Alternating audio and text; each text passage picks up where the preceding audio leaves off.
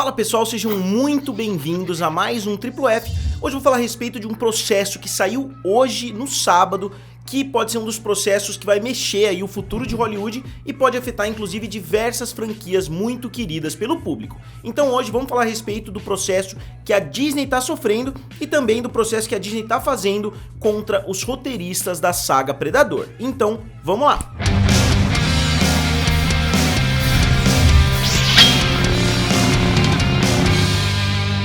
Pessoal, se vocês ainda não são inscritos aqui no canal Triplo F, se inscrevam, eu tô tentando chegar a 250 mil inscritos. E se vocês ainda não me seguem lá no Instagram, eu converso com muita gente por lá, muitas vezes vocês me mandam notícias por lá e eu acabo trazendo aqui pro canal. E eu tô tentando também bater a meta dos 10 mil seguidores para eu conseguir liberar algumas funções lá no Instagram que eu ainda não consigo utilizar. Então se vocês puderem, eu vou deixar o link aqui abaixo e o link também aqui na descrição. Então essa notícia foi liberada pelo The Hollywood Reporter, né, que é uma das fontes mais confiáveis em Hollywood, falando a respeito desse processo. Só explicando pra vocês como esse pode ser um processo que vai gerar muitos precedentes, inclusive já tem outros processos parecidos acontecendo. Esse processo está acontecendo por quê? Porque fazem 35 anos que o primeiro filme do Predador foi lançado e lá nos Estados Unidos existe uma lei que 35 anos depois que uma franquia é lançada, se os autores obviamente cumpriram todos os requisitos legais, eles podem recuperar a franquia de volta, como é o caso de Predador. E esses roteiristas são Jim e John Thomas, que escreveram o filme que na época foi lançado pela Fox, e agora a Fox pertence à Disney, mas obviamente a Disney e a Fox estão brigando juntas contra essa decisão. Contra essa decisão não, contra essa tentativa de recuperação dos direitos. E o primeiro filme do Predador foi escrito em 1987, então o estúdio teria aí um período de 35 anos para explorar aquela franquia ao máximo, antes dos direitos reverterem de volta para os seus criadores originais, que são o Jim e o John Thomas. E o Predador, se não me engano, são hoje 4 filmes, além do filme Alien vs Predador, então são 5 filmes, se a gente considerar que o primeiro tem a participação do Arnold Schwarzenegger, não é uma franquia gigantesca, né? Não dá pra gente colocar entre as maiores franquias de todos os tempos, só que essa ação pode estar abrindo precedente para muitas outras franquias, principalmente da década de 80, porque esses 35 anos vão vencer para muitas outras franquias que já estão por aí, então com certeza é um caso muito importante não só para Disney, como para todos os outros estúdios. E obviamente, como a Disney não pode discutir a legalidade desses 35 anos, porque é isso e acabou, eles estão querendo argumentar que na verdade os irmãos, né, o John e o Jim Thomas não cumpriram com os requisitos legais para conseguirem de volta. Eles não deram um aviso prévio, eles estão fazendo várias alegações. Se vocês quiserem, o Hollywood Reporter liberou o documento inteiro, né, que a Disney e a Fox disponibilizaram. Eu vou até conferir aqui para dar uma olhada, ó, como vocês podem ver. Jim e John Thomas, né, eles estão explicando aqui a situação, né, ó, os roteiristas de Predador tentam recuperar os direitos que agora pertencem à Disney. E aqui a gente vê todo o documento, né, que foi feito. Deixa eu ver só se eu encontro o número de páginas. Ah, não, 12 páginas, não é 122. São 12 páginas. Então seria basicamente isso, né? Enquanto esses dois roteiristas estão usando a força da lei, a Disney e a Fox estão usando tecnicalidades, né, para tentar fugir de devolver os direitos para eles. Mas eu acho que se existe essa lei, se eles estavam cientes dessa lei, obviamente os estúdios têm times aí de advogados muito grandes, eles sabiam que isso ia acontecer, então eles podem estar brigando porque isso facilita uma possível negociação. Eu não acho que eles vão simplesmente tomar os direitos e sair correndo, né? A gente já viu isso acontecendo muitas vezes com Exterminador do Futuro, eles mudam de mãos ali, a cada novo filme que sai é uma empresa nova que produziu, então eu não sei se é uma boa ideia eles fazerem isso, ou se eles estão usando esses processos como uma ferramenta de negociação para de repente vender de volta os direitos a esses filmes. Eu não sei exatamente como funcionaria isso, se eles poderiam simplesmente pegar o Predador, né, a franquia Predador, e levar para um outro estúdio, levar para uma outra grande produtora, ou se eles teriam que dar uma preferência para Disney, ou se eles teriam que dar uma preferência, obviamente, para Fox. Mas, como eu falei, é um processo extremamente relevante, principalmente para os reboots que a gente está assistindo, e eu acho que é legal que isso aconteça, em primeiro lugar porque muitas vezes quando um reboot acontece, é comum a gente ver que os roteiristas nem receberam pelo reboot, sendo que muitas vezes utilizaram o roteiro original que foi criado lá atrás.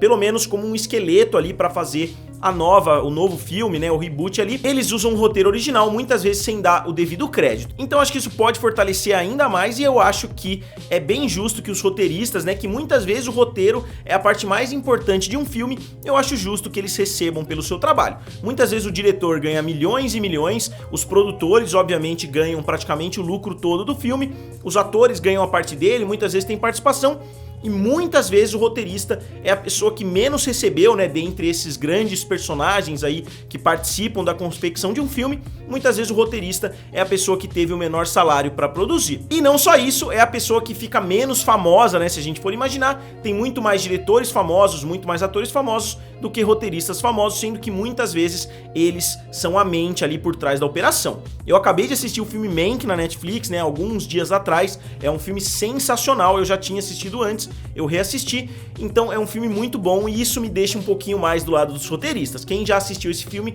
vai entender mais ou menos por que eu tô dizendo isso. Mas apesar de envolver a Disney e a Fox, esse não é o primeiro caso onde isso aconteceu. A gente já viu os direitos do filme Sexta-feira 13 voltando pro Victor Miller, né, que foi o roteirista que criou o primeiro filme Sexta-feira 13, apesar de eu achar um pouquinho injusto, porque o primeiro filme do Sexta-feira 13 não tem muitos dos elementos que a gente viu surgindo depois. O primeiro filme, a mãe dele, né, a mãe do Jason ali, ela usa um saco na cabeça, ainda nem tem aquela máscara icônica de Rocky, então acho que muitos elementos ainda não estavam no primeiro filme, então acho que talvez esses direitos tivessem que ser divididos, porque muitos elementos foram sendo agregados depois. Mas isso não nega que o nome, né, Sexta-feira 13, deveria sim pertencer a ele, se a gente olhar essa lei aí dos 35 anos. Inclusive, o Wes Craven conseguiu no ano de 2020 recuperar os direitos por A Hora do Pesadelo, né, o filme do Freddy Krueger, ele conseguiu recuperar já no ano passado. Então essa já é uma tendência que vem acontecendo nos últimos anos, dos roteiristas conseguirem de volta os direitos das franquias que eles criaram. E apesar de todos esses filmes aqui que eu citei serem de terror, obviamente isso pode expandir para filmes de comédia, para filmes de drama, para várias outras franquias que a gente vê por aí. A gente pode ver os roteiristas tentando recuperar esses direitos. Obviamente, existem vários critérios, como eu falei, se vocês quiserem eu posso explicar um pouquinho mais a fundo, e se a gente for pensar, isso é mais comum de acontecer em um filme de terror, quando um roteirista cria o personagem, quando um roteirista cria toda a identidade, ao contrário de filmes como de fantasia, que o roteirista que escreveu ali o primeiro filme do Harry Potter nunca vai ter os direitos, porque o Harry Potter pertence a J.K. Rowling. Então, é a mesma coisa do Senhor dos Anéis, a mesma coisa qualquer livro, filme de fantasia, não tem como a gente fazer essa comparação se foi baseado em um livro, então não foi uma criação do roteirista como a gente está vendo nesses casos aqui. Então isso não pode acontecer com qualquer franquia que existe em Hollywood, mas pode acontecer pelo menos com várias delas. Então os estúdios vão ficar muito de olho nessa ação que está acontecendo, assim como em outras que já vieram antes, porque é uma ação que pode mudar o futuro de Hollywood, principalmente quando a gente fala a respeito de negociações com os roteiristas e quando a gente fala a respeito desses reboots que estão acontecendo, muitas vezes sem os roteiristas originais ganharem por isso. Então, vamos ver o que vai acontecer nessa negociação. Eu acredito que eles vão chegar a um acordo financeiro. Muitas das ações lá nos Estados Unidos chegam a esse fim, né? Eles fazem um acordo nos bastidores, a gente não fica nem sabendo quanto eles receberam, mas eles negociam ali uma participação nos lucros, recebem ali um checão de 10 milhões cada um e acabam vendendo de volta a franquia pra Fox, pra Disney, que provavelmente já tem planos pro futuro. Se eles estão brigando na justiça, provavelmente algum tipo de plano pra saga Predador eles têm daqui a alguns anos. E a respeito desse assunto, eu só acho que uma consideração deve ser feita, porque muitas vezes o estúdio que pede pro roteirista, o estúdio bola uma ideia, né? Eles têm uma ideia lá dentro, pô, vamos fazer um filme assim, assim, assado, e o estúdio contrata um roteirista pra desenvolver aquele roteiro, pra desenvolver aquele filme. Eu acho que nesse caso o direito deveria sim ficar pro estúdio, porque a ideia surgiu do estúdio, surgiu dos executivos. Como eu falo aqui sempre, se tem um filme como Harry Potter, os estúdios partem para tentar fazer um filme parecido. Eu acho que quando a ideia parte do roteirista, quando o roteirista bota o roteiro embaixo do braço e vai oferecendo nos estúdios e um estúdio aceita fazer, eu sou 100% a favor dos direitos retornarem para esse roteirista, mas eu discordo quando o estúdio tem a ideia e o estúdio contrata um roteirista somente para fazer aquele filme que eles já têm um esqueleto montado. Então acho que são várias situações diferentes e eu acho que essas situações devem sim ser levadas em consideração. Mas pelo que eu entendi nesse caso, eu acho que os direitos vão de fato retornar para os roteiristas originais, porque não tem como a Disney discutir esse fato dos 35 anos já terem se passado.